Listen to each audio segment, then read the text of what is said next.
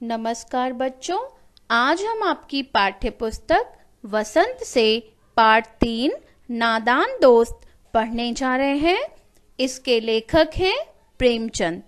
प्रेमचंद जी का जन्म 31 जुलाई 1880 को हुआ तथा उनकी मृत्यु 8 अक्टूबर 1936 को हुई।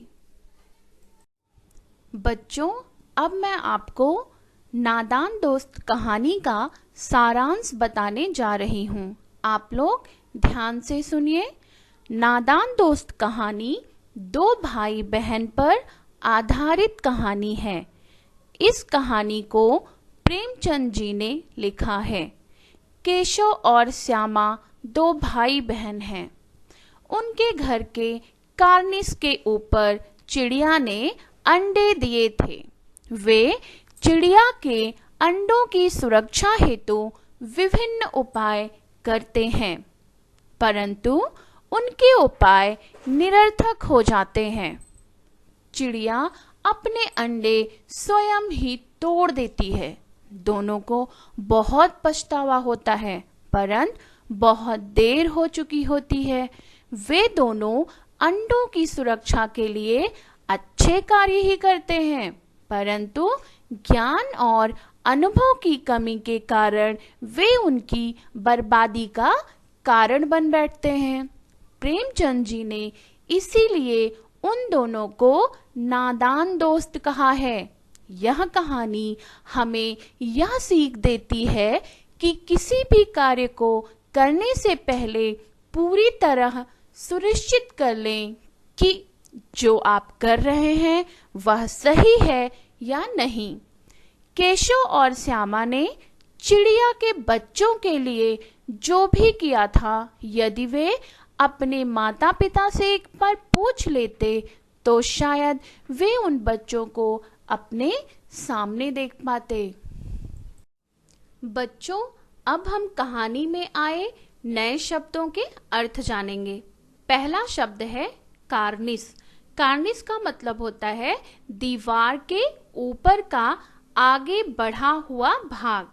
जब आप अपनी पाठ्यपुस्तक पढ़ोगे कहानी को तो आप देखोगे कि केशव जो है स्टूल लगा के कार्निस के ऊपर चिड़िया के अंडों को देख रहा था।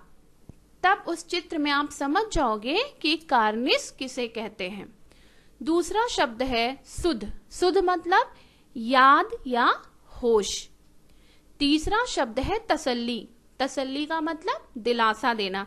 जैसे कोई बहुत दुखी है तो आप उसको तसल्ली दिलाते हो, दिलासा दिलाते हो कि नहीं, ऐसा नहीं है, आगे चल के तुम्हारे साथ अच्छा होगा। या कभी किसी के कम मार्क्स आ गए, वो बहुत परेशान है, वो बहुत दुखी है, तब आप उसको दिलासा दिलाते हो, नहीं आप मेहनत करो, अगली बार आपको अच्छे मार्क्स आ जाएंगे। तो उसको बोलते हैं दिलासा देना। चौथा शब्द है गर्व। गर्व का मतलब घमंड। आपने पहले पाठ में वह चिड़िया जो, उसमें आपने गर्व और घमंड का मतलब सीखा है, आपको पता होना चाहिए। पांचवा शब्द है पेचीदा। पेचीदा मतलब मुश्किल। जैसे कोई भी काम होता है ना, वह सरल होता है, आप तुरंत उसका जवाब ढूंढ लोगे। कोई भी प्रश्न है सरल है तो उसका जवाब आप तुरंत दे दोगे, लेकिन पेचीदा, पेचीदा मतलब मुश्किल। छठा शब्द है जिज्ञासा। जिज्ञासा मतलब किसी भी चीज को जानने की इच्छा। सातवां शब्द है अधीर। अधीर मतलब बेचैन हो जाना। जैसे बहुत गर्मी लग रही हो, आप एकदम बेचैन हो जाते हो। आठवां शब्द है अनुमान। अनुमान का अर्थ है अंदाजा लगाना। नौवां शब्द है प्रस्ताव। प्रस्ताव का अर्थ होता है सुझाव। 10वां शब्द है स्वीकृत होना। स्वीकृत होना मतलब मंजूर होना। 11वां शब्द है हिकमत। हिकमत का अर्थ होता है उपाय। 12वां शब्द है हिफाजत। हिफाजत का मतलब रक्षा करना। 13वां शब्द है थामना। थामना का अर्थ है पकड़ना। और 14वां शब्द है उजला। उजला का अर्थ होता है साफ। बच्चों, 15वां शब्द है भीगी बिल्ली बनना। इसका मतलब है भयभीत होना, डरा हुआ। भीगी बिल्ली बनना यह एक मुहावरा है, जैसे किसी को देख के आप बहुत डर जाओ। जैसे ना पहले आप बहुत अकड़ के बात कर रहे हो, अचानक से किसी को देख के डर जाओ, तो कहते हैं भीगी बिल्ली बन गए।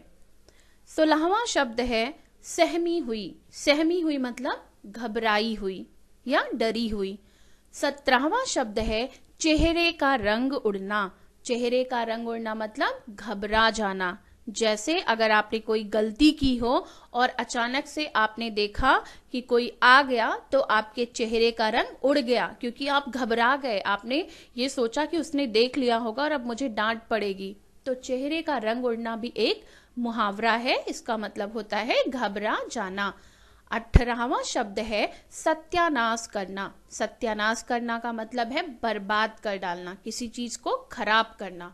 19वां शब्द है यकायक। यकायक को एकाएक भी बोलते हैं। यकायक मतलब एकदम, सहसा, अचानक, कोई भी चीज अचानक होना मतलब यकायक हुआ। 20वां शब्द है चटनी कर डालना। चटनी डालना मतलब किसी भी चीज को खूब पीटना, उसका मतलब है चटनी कर डालना। बच्चों, अब मैं पाठ को पढ़ूंगी, आप ध्यान से सुनिएगा।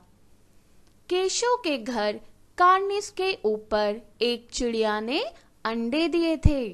केशव और उसकी बहन श्यामा दोनों बड़े ध्यान से चिड़िया को वहां आते जाते देखा करते।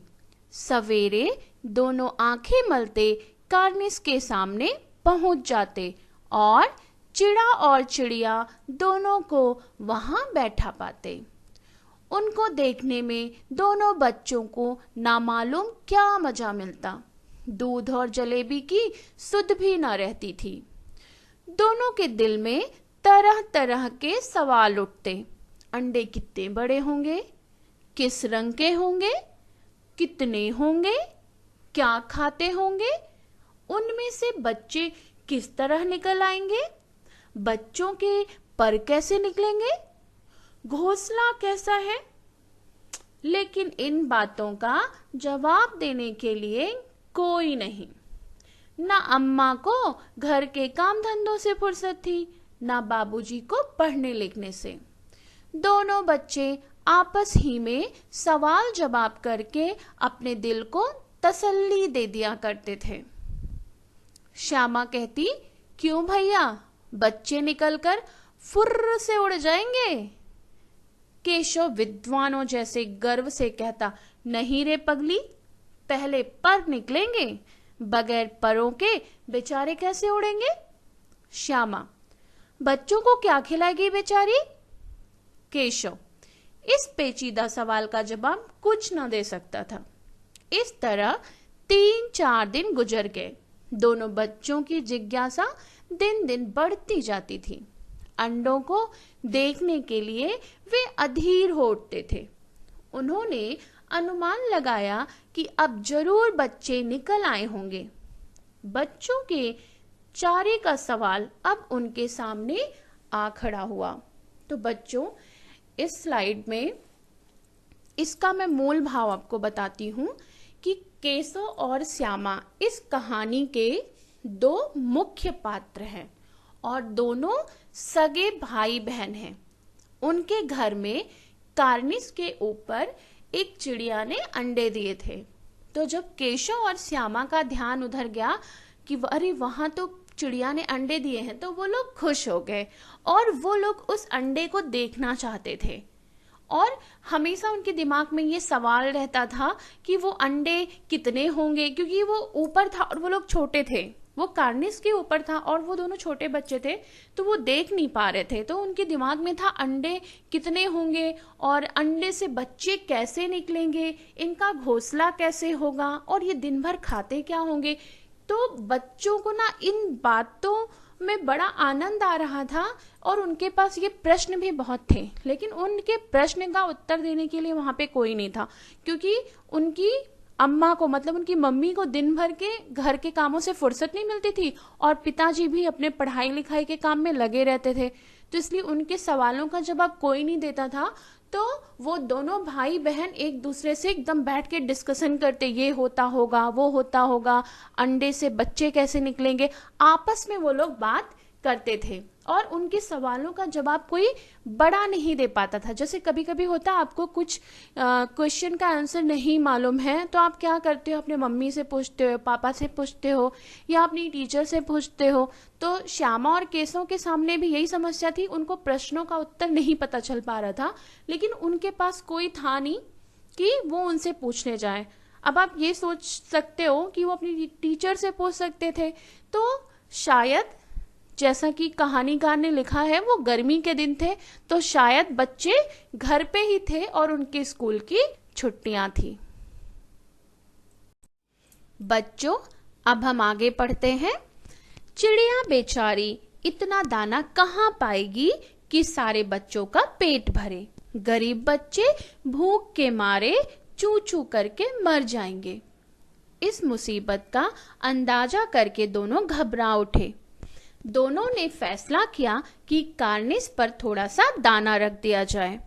श्यामा खुश होकर बोली, तब तो चिड़ियों को चारे के लिए कहीं उड़कर न जाना पड़ेगा। केशव, नहीं, तब क्यों जाएंगी? श्यामा, क्यों भैया, बच्चों को धूप ना लगती होगी? केशव का ध्यान इस तकलीफ की ना ना गया था। बोला, जरूर तकलीफ हो रही होगी, बेचारे प्यास के मारे तड़पते होंगे, ऊपर छाया भी तो कोई नहीं। आखिर यही फैसला हुआ कि घोंसले के ऊपर कपड़े की छत बना देनी चाहिए। पानी की प्याली और थोड़े से चावल रख देने का प्रस्ताव भी स्वीकृत हो गया। दोनों बच्चे बड़े चाव से काम करने लगे। श्यामा माँ से आंख बचाकर मटके से चावल निकाल लाई। केशव ने पत्थर की प्याली का तेल चुपके से जमीन पर गिरा दिया और उसे खूब साफ करके उसमें पानी भरा। अब चांदनी के लिए कपड़ा कहाँ से आए? फिर ऊपर बगैर छड़ियों के कपड़ा ठहरेगा कैसे और छड़ियां खड़ी होंगी कैसे? केशव बड़ी देर तक इसी उधेड़बुन में रहा। आखिरकार उसने यह मुश्किल भी हल कर दी। श्यामा से बोला, जाकर कूड़ा फेंकने वाली टोकरी उठा लाओ। अम्मा जी को मत दिखाना। श्यामा, वह तो बीच से फटी हुई है, उसमें से धूप ना जाएगी। केशव ने झुझलाकर कहा, तू टोकरी तो ला, मैं उसका सुराख बंद करने की कोई हिकमत निकालूंगा। श्यामा दौड़कर टोकरी उठा लाई। केशव ने उसके सुराख में थोड़ा सा कागज ठूस दिया और तब टोकरी को एक टहनी से टिकाकर बोला, देख, ऐसे ही घोंसले पर उसकी आड़ कर दूंगा, तब कैसे धूप जाएगी।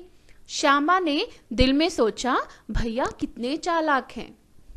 तो बच्चों, अब जो है केशव और श्यामा जो है तरह तरह के उपाय सोच रहे हैं कि कैसे जो है चिड़िया को और चिड़िया के अंडों को कैसे धूप से बचाया जाए और कैसे उन्हें खाना पानी दिया जाए। अब वो लोग ना सोच सोच के परेशान हो रहे हैं कि अंडे क्या खाते होंगे, अंडों को कुछ मिलता होगा खाने को नहीं, या अंडों को धूप से कैसे बचाया जाए। और बार बार उसकी माँ अंडों को छोड़ के उड़ जाती है, तो क्यों ना हम उनके खाने पीने की व्यवस्था उसके घोंसले के पास ही कर दें।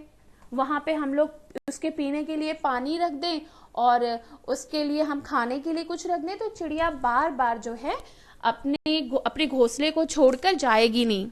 और जो श्यामा है वो छोटी है, तो हर प्रश्न भैया से पूछ रही है अपने केशव से, और केशव भी अपने आप को विद्वान समझ के कि मतलब वो बड़ा है तो उसको सब कुछ आता है, वो उसके उत्तर दे रहा, प्रश्नों के उत्तर दे रहा है। तो श्यामा सोच रही है, जब श्यामा के हर प्रश्न का उत्तर केशव दे रहा है तो श्यामा सोच रही है, अरे मेरे भैया कितने चालाक है, मेरे भैया कितने बुद्धिमान है, इनको तो सब कुछ पता रहता है। बच्चों, अब हम आगे पढ़ते हैं। गर्मी के दिन थे, बाबूजी दफ्तर गए हुए थे। अम्मा दोनों बच्चों को कमरे में सुलाकर खुद सो गई थी, लेकिन बच्चों की आंखों में नींद कहाँ। अम्मा जी को बहलाने के लिए दोनों दम रोके, आंखें बंद किए, मौके का इंतजार कर रहे थे। जो ही मालूम हुआ कि अम्मा जी अच्छी तरह से सो गई, दोनों चुपके से उठे और बहुत धीरे से दरवाजे की सिटकनी खोलकर बाहर निकल आए। अंडों की हिफाजत की तैयारियां होने लगी। केशव कमरे से एक स्टूल उठा लाया, लेकिन जब उससे काम ना चला तो नहाने की चौकी लाकर स्टूल के नीचे रखी और डरते डरते स्टूल पर चढ़ा। श्यामा दोनों हाथों से स्टूल पकड़े हुए थी। स्टूल चारों टांगे बराबर ना होने के कारण जिस तरफ ज्यादा दबाव पाता था जरा सा हिल जाता था। उस वक्त केशव को कितनी तकलीफ उठानी पड़ती थी, यह उसी का दिल जानता था। दोनों हाथों से कार्निस पकड़ लेता और श्यामा को दबी आवाज से डांटता, अच्छी तरह पकड़ वरना उतरकर बहुत मारूंगा। मगर बेचारी श्यामा का दिल तो ऊपर कार्निस पर था। बार बार उसका ध्यान उधर चला जाता और हाथ ढीले पड़ जाते। केशव ने ज्यों ही कार्निस पर हाथ रखा, दोनों चिड़िया उड़ गई। केशव ने देखा कार्निस पर थोड़े तिनके बिछे हुए हैं और उन पर 3 अंडे पड़े हैं। जैसे घोंसले उसने पेड़ों पर देखे थे वैसा कोई घोंसला नहीं था। श्यामा ने नीचे से पूछा, कै बच्चे हैं भैया? केशव, 3 अंडे हैं, अभी बच्चे नहीं निकले। श्यामा, जरा हमें भी दिखा दो भैया, कितने बड़े हैं? केशव, दिखा दूंगा, पहले जरा चीथड़े ले आ, नीचे बिछा दूं, बेचारे अंडे तिनकों पर पड़े हैं। श्यामा दौड़कर अपनी पुरानी धोती फाड़कर एक टुकड़ा लाई। केशव ने झुककर कपड़ा ले लिया। उसकी कई तह कर उसने एक गद्दी बनाई और उसे तिनकों पर बिछाकर तीनों अंडे धीरे से उस पर रख दिया। श्यामा ने फिर कहा, हमको भी दिखा दो भैया। केशव, दिखा दूंगा, पहले जरा वह टोकरी तो दे दो, ऊपर छाया कर दूं। श्यामा ने टोकरी नीचे से थमा दी और बोली, अब तुम उतर आओ, मैं भी तो देखूं।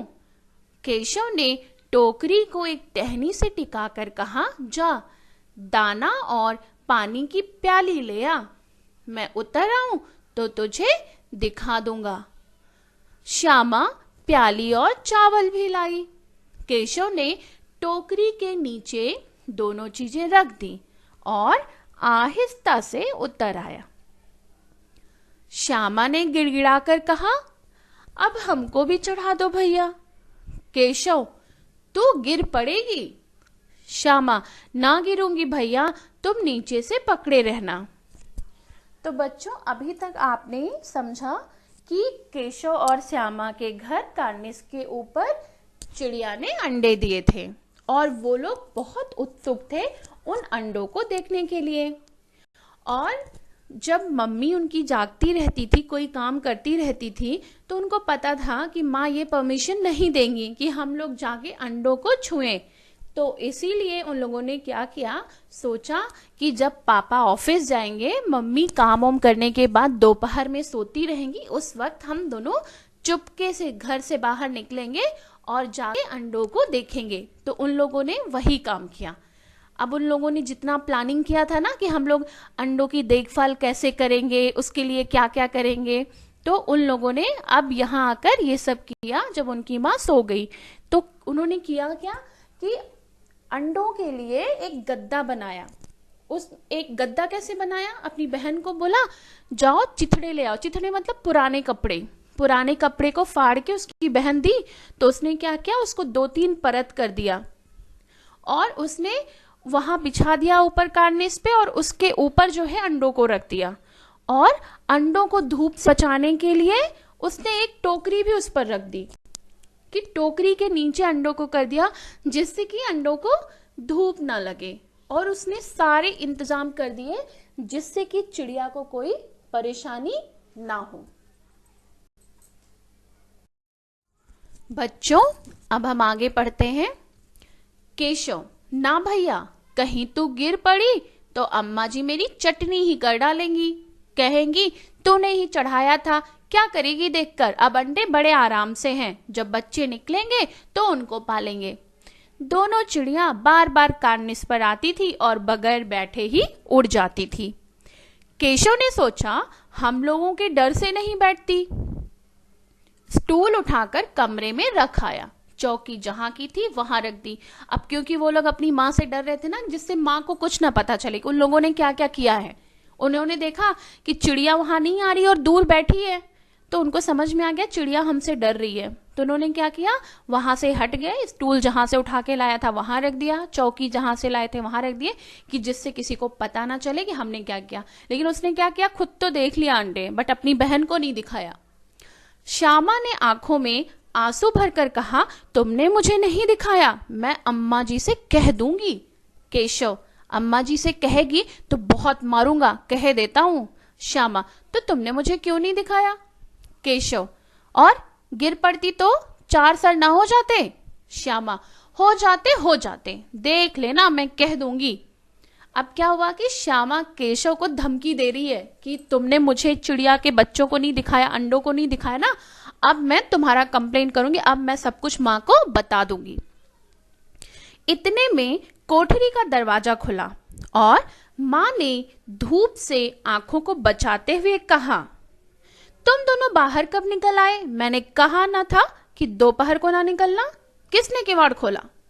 किवाड़ केशव ने खोला था, लेकिन श्यामा ने माँ से यह बात नहीं कही। उसे डर लगा कि भैया पिट जाएंगे। केशव दिल में कांप रहा था कि कहीं श्यामा कह ना दे। अंडे ना दिखाए थे, इससे अब उसको श्यामा पर विश्वास न था।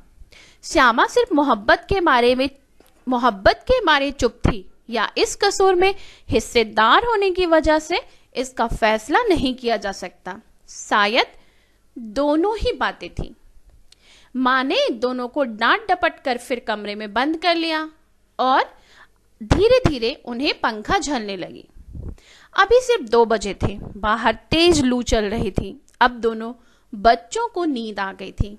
तो क्या हुआ, जब ये बच्चे बाहर आपस में डिस्कशन कर रहे थे, जैसे श्यामा जो है अपनी भैया को धमकी दे रही थी, तुमने मुझे नहीं दिखाया, मैं माँ से बता दूंगी, ये सब हो ही रहा था कि अचानक से माँ ने दरवाजा खोला और माँ ने देखा कि दोनों बच्चे बाहर हैं। माँ ने डांटा, मैंने बोला था ना कि तुम घर से बाहर मत निकलना, तुम लोग बाहर क्यों निकले? फिर इन दोनों को घर में लेके गई। अब केशव डर रहा था कहीं श्यामा बता ना दे कि मैंने क्या क्या किया है। और माँ ने पूछा कि डोर किसने खोला? तो डोर तो केशव ने खोला था, लेकिन श्यामा चुप रही, क्योंकि श्यामा जानती थी अगर मैं बोलूंगी तो भैया पिट जाएगा, तो वो एकदम चुपचाप रही। तो केशव सोच रहा था, अरे अच्छा हुआ श्यामा ने मुझे बचा लिया, लेकिन ये भी हो सकता है कि श्यामा ने मुझे इसलिए बचाया हो क्योंकि हम दोनों ने मिलकर वो काम किया है। अगर श्यामा बोलेगी कि भैया ने अंडे देखे, अंडे छुए, तो श्यामा ने भी तो मेरी हेल्प की, श्यामा ने भी तो स्टूल पकड़ा था और जो जो मैंने किया वो सारा काम करी, मैंने जो जो उसको बोला लाने के लिए वो लेके आई, तो वो भी तो मेरे साथ हर चीज में हिस्सेदार थी ना। अगर मैं पिटूंगा तो वो भी पिटेगी, तो शायद इसीलिए चुप है। तो केशव ऐसा सोच रहा था। और वो माँ उन दोनों को घर में ले गई और माँ उन लोगों को पंखा करने लगी, जो हाथ का पंखा होता चलाते हैं उसको हाथ से माँ करने लगी ऐसे। तो दोनों बच्चे सो गए। अब आगे पढ़ते हैं।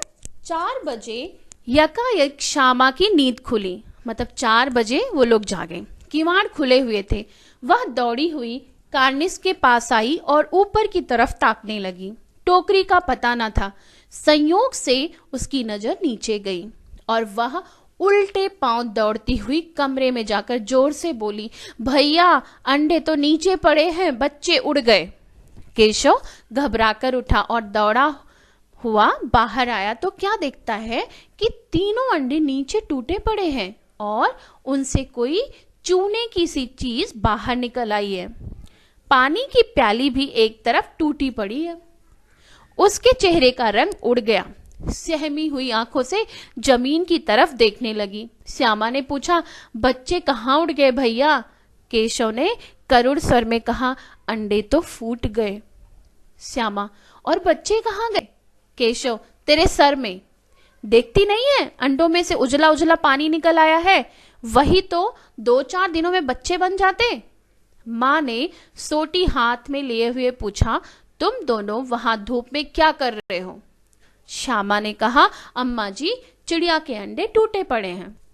तो क्या होता है ना कि 4 बजे अचानक से श्यामा की नींद खुलती है, मतलब जब थोड़ा शाम होने वाली रहती है तो उसकी नींद खुलती है, और जैसे वो देखती है कि मतलब अब उठी जैसे वो सो के, तो दौड़ के भागती है किधर? घोंसले की तरफ। सोचती है जाके देखूं चिड़िया आई कि नहीं। अब वो वहां पे जब जाती है तो पहले देखती है कि वहां पे कुछ है ही नहीं, चिड़िया नहीं है। अचानक से जब नीचे देखती है तो वहां पे अंडे टूटे हुए पड़े थे। अब वो दौड़ के जाती है, अपने भाई को बुला के लाती है। उसका भाई भी आता है और वो दोनों बस देखते ही रहते हैं। वो सोचते रहते कि ये अंडा कैसे टूटा, ऐसा क्यों हुआ। इतने में माँ डंडा लेके आती है, क्योंकि उसकी माँ को ये सब नहीं पता अंडे टूट गए और इन्होंने क्या किया। उसकी माँ डंडे लेके इसलिए आती है क्योंकि वो इन लोगों को सोने के लिए बोली थी और ये लोग सो नहीं रहे थे, उठ के फिर से बाहर आ गए थे। तो उनकी माँ डंडा लेके आती है और जैसे वहां आती है और बोलती है, तुम दोनों इतनी धूप में क्या कर रहे हो, बाहर इतनी धूप है। तो श्यामा बोलती है, अम्मा जी चिड़िया के अंडे टूट गए। बच्चों अब हम आगे पढ़ते हैं। माँ ने आकर टूटे हुए अंडों को देखा और गुस्से से बोली, तुम लोगों ने अंडों को छुआ होगा। अब तो श्यामा को भैया पर जरा भी तरस ना आया। उसी ने शायद अंडों को इस तरह रख दिया कि वह नीचे गिर पड़े। इसकी उसे सजा मिलनी चाहिए। बोली, इन्होंने अंडों को छेड़ा था अम्मा जी। माँ ने केशव से पूछा, क्यों रे? केशव भीगी बिल्ली बना खड़ा रहा। माँ, तू वहां पहुंचा कैसे? श्यामा, चौकी पर स्टूल रखकर चढ़े अम्मा जी। केशव, तू स्टूल थामे नहीं खड़ी थी? श्यामा, तुम्ही ने तो कहा था। माँ, तू इतना बड़ा हुआ, तुझे अभी इतना भी नहीं मालूम कि छूने से चिड़ियों के अंडे गंदे हो जाते हैं। चिड़िया फिर उन्हें नहीं सेती। श्यामा ने डरते डरते पूछा, तो क्या चिड़िया ने अंडे गिरा दिए हैं अम्मा जी? माँ, और क्या करती? केशव के सिर इसका पाप पड़ेगा। हाय हाय, 3 जाने ले ली दुष्ट ने। केशव रोनी सूरत बनाकर बोला, मैंने तो सिर्फ अंडों को गद्दी पर रख दिया था अम्मा जी। माँ को हंसी आ गई, मगर केशव को कई दिनों तक अपनी गलती पर अफसोस होता रहा। अंडों की हिफाजत करने के जोग में उसने उनका सत्यानाश कर डाला। इसे याद कर वह कभी कभी रो पड़ता था। दोनों चिड़िया वहां फिर ना दिखाई दी। तो बच्चों, हुआ क्या कि जब ये लोग सोकर उठे तो उन्होंने देखा कि अंडे टूटकर नीचे गिरे हुए हैं। और जब अम्मा जी को यह बात पता चली तो केशव ने अंडे को छेड़ा है। जब श्यामा ने बोला कि भैया ने ही अंडों को छुआ था, तब उन्होंने बच्चों को बताया कि अंडों को छूने से चिड़िया के अंडे गंदे हो जाते हैं और फिर चिड़िया उन्हें नहीं सेती। यह जानकर केशव को कई दिनों तक अपनी गलती पर अफसोस हुआ। उसके बाद वे दोनों चिड़िया फिर उस घर में, उस कार्निस के ऊपर कभी नहीं आई। इवन उनको कहीं भी वो चिड़िया नहीं दिखाई दी।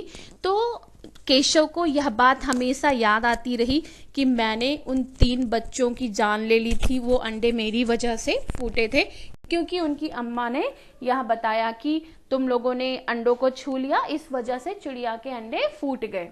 तो केशव और श्यामा को बहुत अफसोस हुआ, खासकर केशव को तो बहुत ही अफसोस हुआ कि मैंने ऐसा काम क्यों किया।